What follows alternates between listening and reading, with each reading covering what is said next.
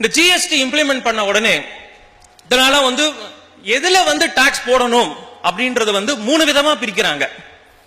Manufacturing, ஒரு கூட்ஸை உற்பத்தி பண்றச்சே manufacturing duty போடு, அந்த கூட்ஸை விற்கிறச்சே சேல்ஸ் பண்றச்சே சேல்ஸ் டாக்ஸ் போடணும், சர்வீஸ் வந்துச்சுன்னா சர்வீஸ் டாக்ஸ் போடணும் அப்படின்னு சொல்லிட்டு நல்ல ஞாபகத்துல வச்சுக்கணும் எல்லாருமே. இந்த ஒரு பாயிண்ட், ஜிஎஸ்டியை எதுல லெவி பண்ண போறோம் அப்படின்னா இந்த சேல்ஸ், டிரான்ஸ்பர், மேனுஃபேக்சர் அப்படின்ற வேர்ட் எல்லாம் இனிமே மறந்துடலாம். ஜிஎஸ்டி வந்துடுச்சுன்னா எல்லாரும் ஒரே ஒரு வேர்ட் தான் ஞாபகத்துல வச்சுக்கணும், சப்ளை. சப்ளை, இந்த சப்ளை அப்படின்ற வேர்டு வெரி காம்ப்ரஹென்சிவ் வேர்டு.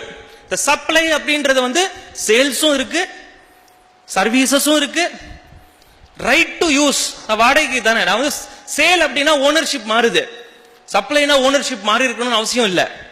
நான் இந்த லேப்டாப்பை விற்கிறேன், அது வேற.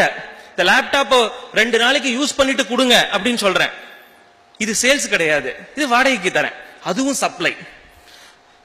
மேனுஃபேக்சர், சேல்ஸ், சர்வீஸ் அப்படின்ற வேர்டெல்லாம் மறந்துடலாம் இனிமே.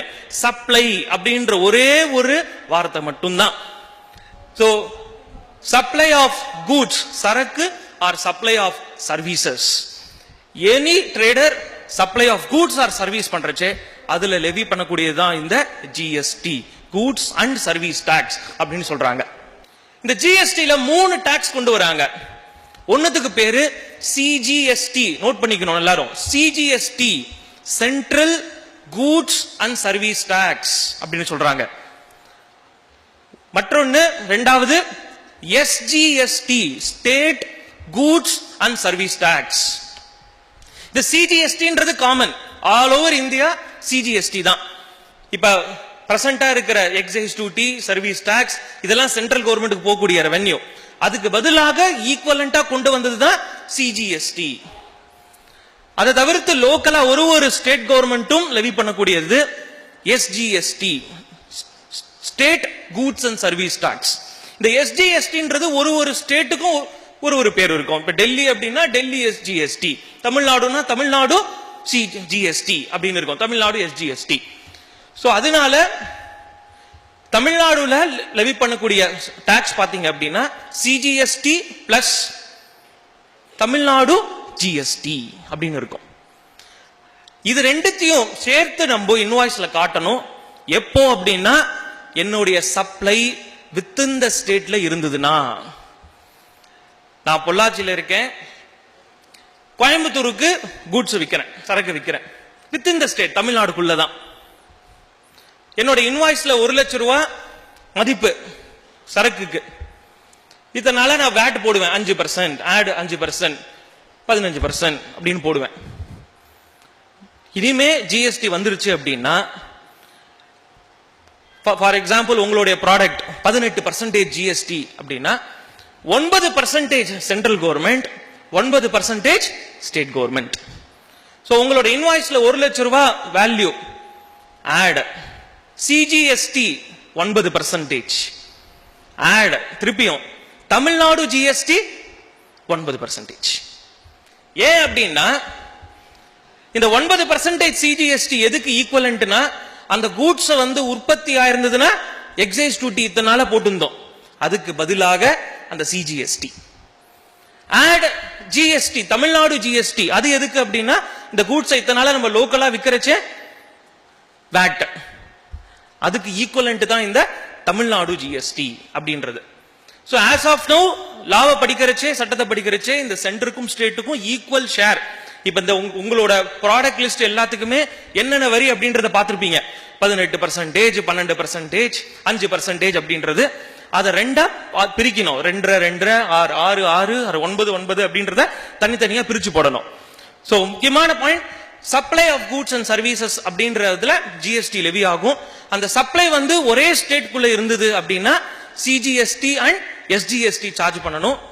அந்த சப்ளை வேற ஒரு ஸ்டேட்டுக்கு பண்ணேன் அப்படின்னா ஐஜிஎஸ்டி அப்படின்னு லெவி பண்ணுவேன். இதை பிரிச்சு காட்ட வேண்டாம்.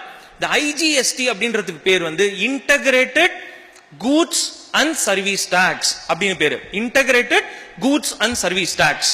இதனால நான் ஒரு ஸ்டேட் இன்னொரு ஸ்டேட்டுக்கு வித்தேன்னா நான் போடக்கூடிய வரி சிஎஸ்டியா இருக்கும். இதே சி ஃபார்ம் இருந்ததுன்னா கன்செஷனல் ரேட் ஆஃப் டாக்ஸ் 2% போடுவேன். இனிமே இந்த சி ஃபார்ம் அது மாதிரியான ஃபார்ம் கான்செப்டே கிடையாது ஜிஎஸ்டில. எச் ஃபார்ம், சி ஃபார்ம், எந்த ஒரு கன்செஷனல் ரேட்டும் கிடையாது. எல்லாத்துக்கும் டாக்ஸ் போடணும். 18% டியூட்டி வேற ஸ்டேட்டுக்கு, இங்கேருந்து நீங்க பாலக்காடுக்கு வித்தீங்க அப்படின்னா goods value 1 lakh add IGST 18%, உங்களோட ப்ராடக்ட் 18%, உங்க product 5%, add IGST 5%. Within the state நான் சப்ளை பண்றச்சே தான் சென்ட்ரல் கவர்மெண்ட்டுக்கு சிஜிஎஸ்டி டிஎன்ஜிஎஸ்டி தனித்தனியா பிரிச்சு காட்டணும். அனதர் ஸ்டேட்டுக்கு நான் சப்ளை பண்றேன்னா ஐஜிஎஸ்டி அப்படின்ற ஒரு மிடில் டாக்ஸை கொண்டு வராங்க. சோ ஜிஎஸ்டி பாத்தீங்கன்னா 3 விதமான டாக்ஸ். அதனாலதான் நான் சொன்னேன், ஒன் நேஷன் ஒன் டாக்ஸ் இதை ஒத்துக்க முடியாது. ஜிஎஸ்டியே கூட சென்ட்ரல் ஜிஎஸ்டின்னு இருக்கு, ஸ்டேட் ஜிஎஸ்டின்னு இருக்கு, integrated goods and service tax தனித்தனியாக இருக்கு. இப்ப பிரசன்ட் லால நீங்க தமிழ்நாடுல இருந்து ஒரு கூட கர்நாடகாவுக்கு விக்கிறீங்க, ஆர் தமிழ்நாடுல இருந்து ஒரு கூட கேரளாக்கு விக்கிறீங்க அப்படின்னா சிஎஸ்டி போடுறோம் ரெவென்யூவை. அந்த ரெவென்யூ எந்த கவர்மெண்ட்டுக்கு போகுது? நான் தமிழ்நாடுல இருந்து கேரளாக்கு ஒரு கூடு விற்கிறேன், நான் 2% சிஎஸ்டி போட்டு வைக்கிறச்சே அந்த ரெவென்யூ எந்த ஸ்டேட் கவர்மெண்ட்டுக்கு போகும்? தமிழ்நாடு கவர்மெண்ட் போகுமா, கேரளா கவர்மெண்ட் போகுமா? தமிழ்நாடு கவர்மெண்ட் போகும். ஏன்னா இந்த பிரசன்டா இருக்கக்கூடிய டாக்ஸ் ஸ்ட்ரக்சர் வந்து ஆரிஜின் டேக்ஸ் அப்படின்னு சொல்றாங்க. அதாவது எந்த ஸ்டேட்ல கூட்ஸ் உற்பத்தி ஆச்சோ அந்த ஸ்டேட் கவர்மெண்ட்டுக்கு தான் அந்த ரெவென்யூ போகும் அப்படின்ற சிஸ்டம். அதனால ஏற்படக்கூடிய ப்ராப்ளம் என்ன அப்படின்னு பார்த்தோம் அப்படின்னா, ரிவர்ஸ்ல யோசிச்சு பாருங்க. இதையே நம்மளோட ஆங்கிள் இருந்து நான் கேரளால இருந்து ஒரு கூடு வாங்குறேன், சரக்கு வாங்குறேன், 2% சிஎஸ்டி பே பண்ணி அதை லோக்கலா இங்க விற்கிறேன் வேட்ல. அந்த 2% சிஎஸ்டி எனக்கு கிரெடிட் எடுத்துக்க முடியுமா? முடியாது. ஏன்? ஏன்னா அந்த ரெவென்யூ கேரளா கவர்மெண்ட்டுக்கு போயிருக்கு. அதனால தமிழ்நாடு கவர்மெண்ட் அதுக்கு செட் ஆஃப் கொடுக்கல. ஆனா இந்த ஜிஎஸ்டி அப்படின்னு கொண்டு வந்த அப்புறம் எல்லாமே ஐஜிஎஸ்டி தான். ஐஜிஎஸ்டின்றது ஒரே லா. சோ நான் கேரளால இருந்து சரக்கு வாங்குறச்சே ஐஜிஎஸ்டி பே பண்ணி வாங்குறேன். அத லோக்கலா நான் விக்கிறச்சே சிஜிஎஸ்டி எஸ்ஜிஎஸ்டி சார்ஜ் பண்ணுவேன் என்னோட இன்வாய்ஸ்ல. அந்த ஐஜிஎஸ்டி பே பண்ண பாருங்க, அதை வந்து சிஜிஎஸ்டி எஸ்ஜிஎஸ்டியோட செட் ஆஃப் பண்ணிக்கலாம்.